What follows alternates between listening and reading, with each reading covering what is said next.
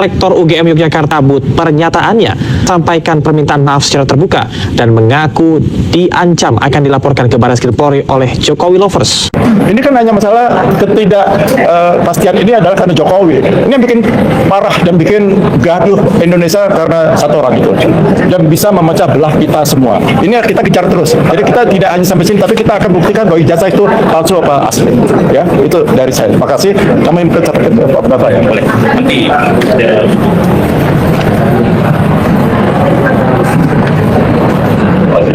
mungkin sebelumnya tadi yang dibahas apa aja dan respon para itu.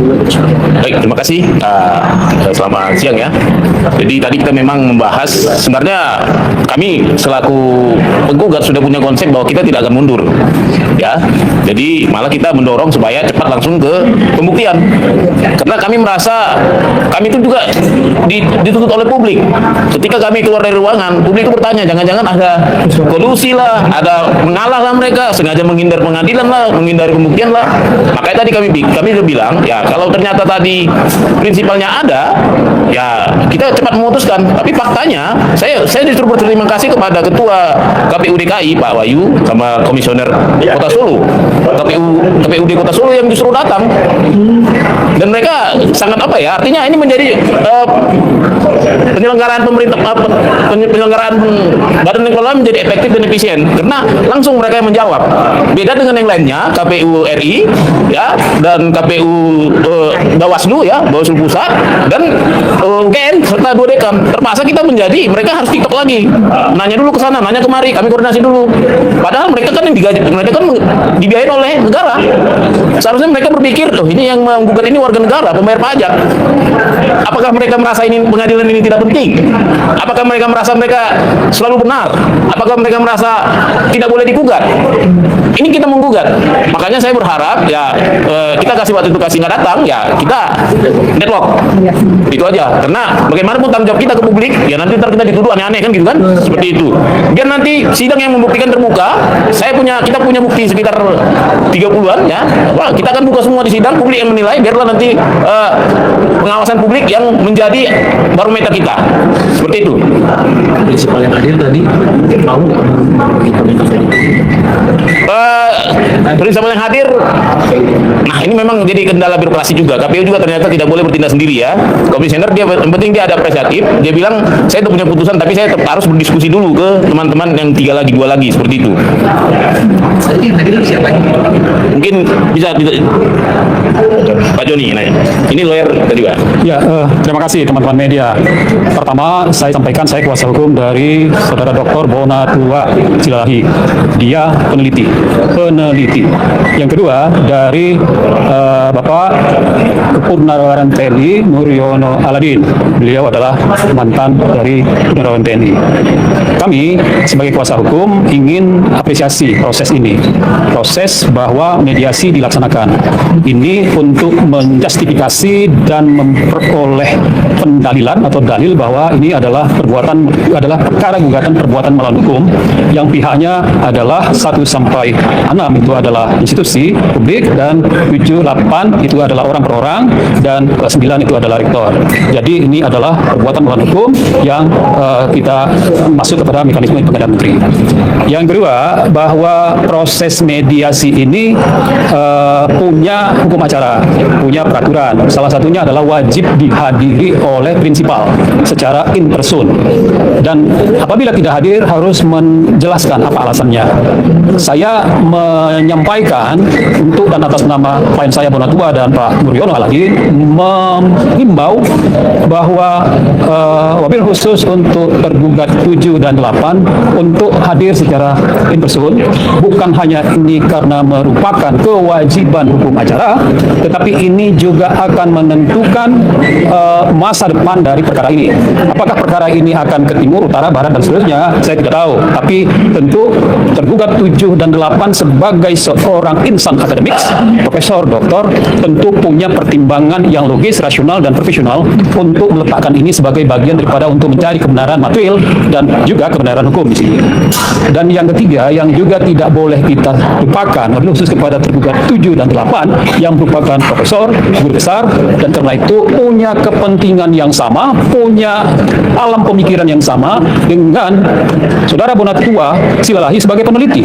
Karena peneliti, di mana Pak Bonatua melakukan itu dengan pendekatan analisa peta kebijakan publik, tentu langkah ini sangat relevan dan punya korelasi dan satu jiwa keilmuan dengan para profesor terbuka 7 dan 8. Karena itu, bukan untuk mengulangi atau menduplikasi apa yang ada di dalam persidangan mediasi, saya selaku kuasa menghimbau sebagai guru besar tentu punya kebijakan, punya wise, punya sense of knowledge untuk bisa mengkonfirmasi itu kebenaran-kebenaran yang tentu akan menjadi kebenaran hukum dan juga kebenaran yang sebenar-benarnya itu sendiri. Iya, teman-teman, kembali lagi bersama saya di channel ini. Kita menyaksikan sebuah cuplikan video yang cukup menarik.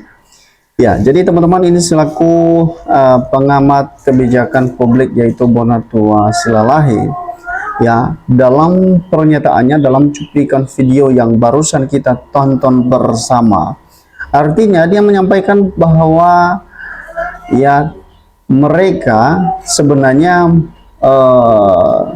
mau ya secepatnya pengadilan untuk menunjukkan, meminta untuk menyelesaikan di pengadilan, ya, untuk dibuka apakah memang ijazah tersebut adalah asli atau palsu. Ya, jadi teman-teman, dalam kasus ijazah mantan Presiden Joko Widodo yang sampai detik ini menjadi polemik, bahkan terus bergulir menjadi pertanyaan-pertanyaan yang bermunculan di setiap publik atau di tengah-tengah masyarakat. Ya, apakah ijazah Jokowi asli atau palsu? Nah, tentu pertanyaan-pertanyaan ini sering dipertanyakan oleh berbagai pihak terhadap ijazah mantan Presiden Joko Widodo yang konon katanya itu asli.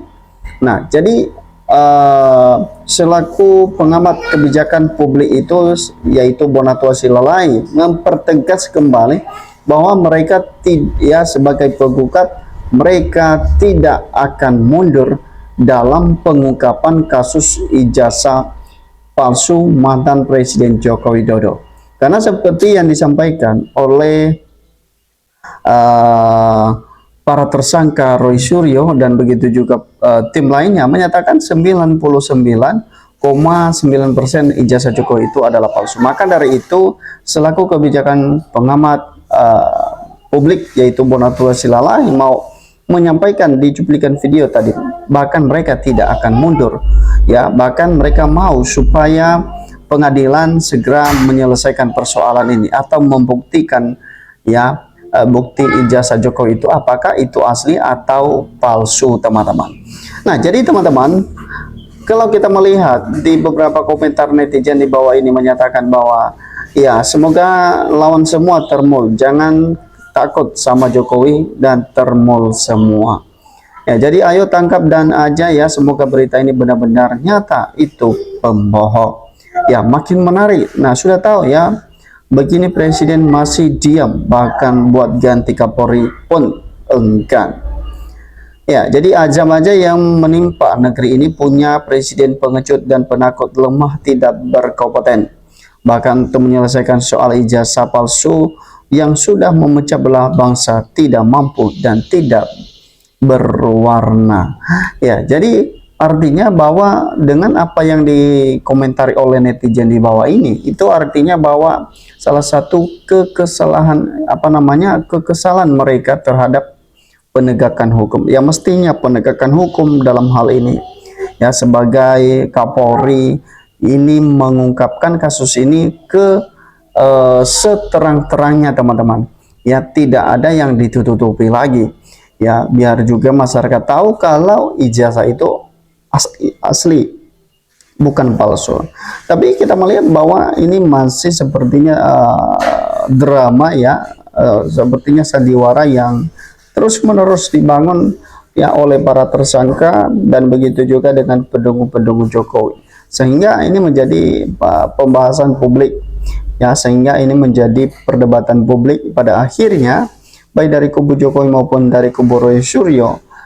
Kita melihat dan dipertontonkan ya setiap momen-momen dalam setiap acara-acara di sebuah televisi pun mereka ya memperdebatkan sebuah ijazah Jokowi. Walaupun pada akhirnya ijazah tersebut tidak pernah ditujukan apakah itu asli atau palsu, teman-teman ya.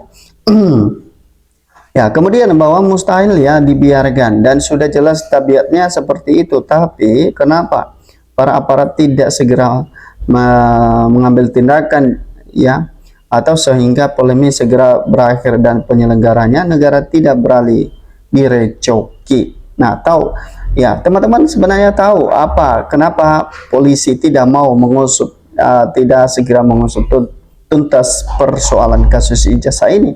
Ya, kita tahu bahwa memang banyak yang menyatakan ya, banyak pihak-pihak yang menyampaikan bahwa ini adalah muatan politik kasus ijazah mantan Presiden Joko Widodo ini. Ya, sehingga ini dibahas terus ya. Dari beberapa tahun belakangan ini kita melihat bahwa pembahasan ijazah Jokowi terus, bahkan para penggugat pun ya beramai-ramai, bahkan dari alumninya sendiri dari Fakultas Kehutanan pun ikut juga menggugat ijazah dari mantan Presiden Joko Widodo. Nah, itu artinya bahwa memang ya ijazah dari mantan Presiden Joko Widodo ini bukan hanya para tersangka yang ingin mengetahui apakah ijazah tersebut asli. Alumni Fakultas Kehutanan pun menggugat hal ini ya, berarti ada keraguan mereka terhadap ijazah mantan Presiden Joko Widodo ya sudah bertahun-tahun ya menjadi perdebatan, namun yang aslinya tidak pernah ditunjukkan. Ya, kita lanjut lagi satu komentar teman-teman, bahwa saya rakyat kecil memohon kepada aparat berwenang adili Jokowi, hukum yang berhak bicara, memohon keadilan dan parusa NKRI harga mati. Pancasila Undang-Undang 1900 di kehidupan berbangsa dan bernegara dirusak Jokowi harus diadili, hukuman mati dan termulsek seakar-akarnya.